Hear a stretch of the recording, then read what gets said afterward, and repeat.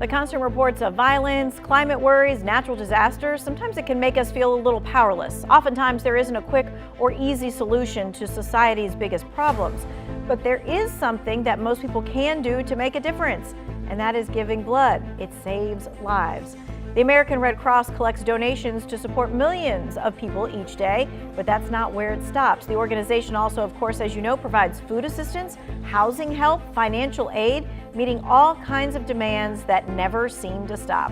Well, today we're looking into all the ways that the Red Cross provides help with Ashley Collier, the district manager in the Charlotte office. And so she's going to be answering your questions. Here's what we want to do to start the conversation. The number is 336-379-5775, and she can answer anything about blood donations, disaster relief, and other related concerns. Again, you want to text in your question and you get your answer in real time.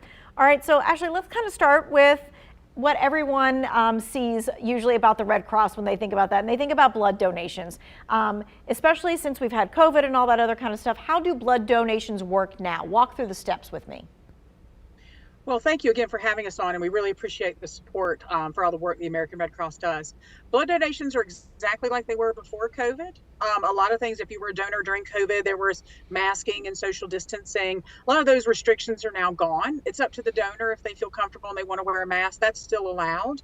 But the blood donation is exactly the same. You make your appointment online, you come to the blood drive, you work through the process of answering some questions in health history, you actually donate blood, we provide you a wonderful snack and drink at the end, and then you're done in about 45 minutes to an hour. So everything's kind of gone back to what it was before COVID. We don't have as many donors as we had when COVID was going on. So there's always that perpetual need for blood that we have. So our donors that can support us in that are greatly appreciated. All right, so this is one of the questions that we get often.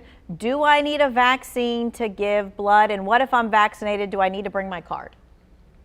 Absolutely not. As we know through COVID, the vaccines are out. Even before that, when we had flu shots or vaccines for shingles or pneumonia, those are vaccines that don't have any impact on you donating blood. You don't have to provide us any verification that you've had that vaccine. You can come in and donate. The only thing that we really have from donors that we ask of them is that we want you to come to the blood drive while you're feeling good. If you're not feeling well, it may not be the best day to donate, but if overall you're feeling a good general health, please come out and donate at a blood drive. And the only thing you really need to be to show who you are is your driver's license or another form of ID. Okay, so you do need your driver's license. That is key. Yes. All right, so people want to know, all right, what do I need to do before I go and give blood? Do I need to fast the night before? Do I need to eat a whole bunch of carbs? Do I need to eat like a big steak? Great question.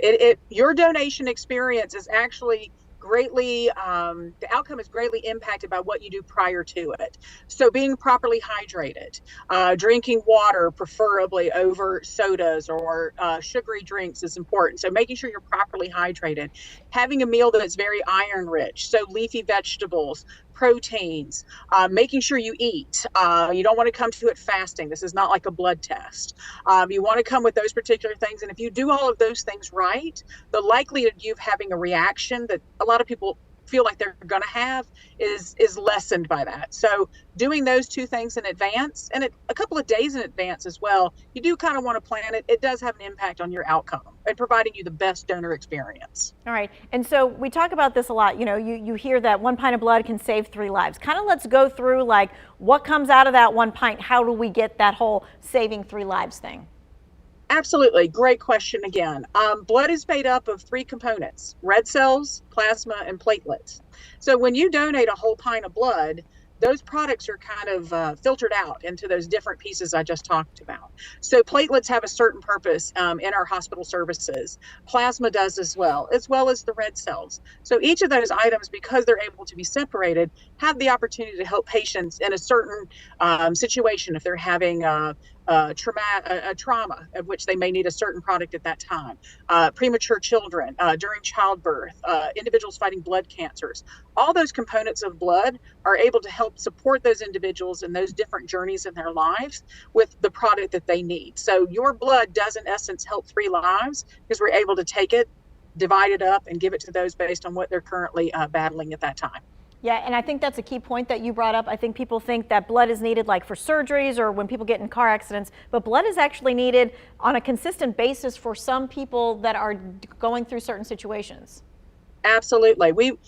Blood cancer patients utilize a lot of blood products. If they're going through chemotherapy, a lot of times their blood products need to be replenished. Individuals who have sickle cell disease, that's a big one. That's a constant, a patient in sickle cell disease is a constant user of blood. So we always are having to have those products available to those folks.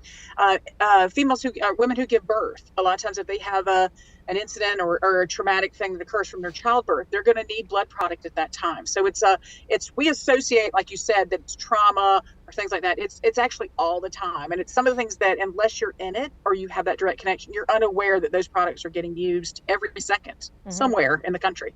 And I know we have a couple of blood drives a year. We usually have one in the summer. We definitely have one during the holidays and that kind of thing. But people can give blood anytime that it's really convenient for them. That is correct. Blood drives are very common. We have locations, of course, the blood drive happens every day, 7 days a week. We have what we call our fixed sites that people can go and donate at. But in most of communities, you can go on our site, redcrossblood.org, and you can enter your zip code. And when that comes up, it will show you all of the blood drives within a certain distance around that zip code that you entered. So they could be at churches, they could be at businesses, they could be at other, like Starbucks. We do have a very successful drive that happens at a lot of our different Starbucks around. So those blood drives are available and plentiful for you and convenient for you based on the information that you enter.